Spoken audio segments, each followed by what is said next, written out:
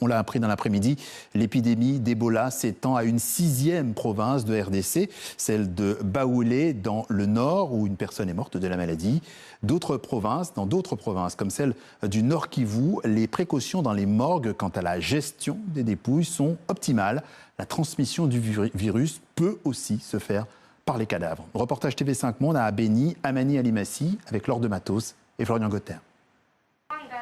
Les soins et la manipulation des dépouilles de victimes d'Ebola sont des moments particulièrement risqués. Des contaminations à ces occasions ont été enregistrées dans le Nord Kivu.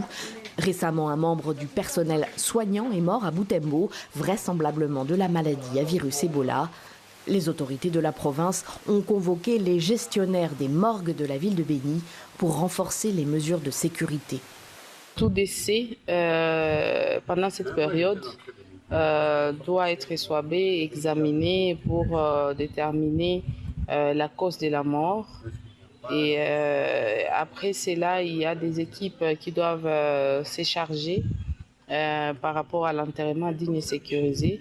Et si le corps est négatif, on peut remettre ce corps à la communauté, à la famille. C'est la mesure clé qui a été prise.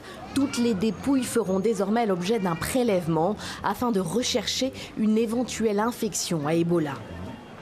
La morgue de l'hôpital général de Béni est la structure publique de référence de la capitale de facto du Nord Kivu.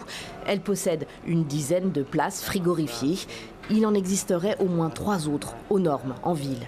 Il a été question de faire la cartographie de toutes les morgues dans la ville de Béni pour essayer de comprendre si nos morgues ont cette capacité de contenir tous les cas de décès.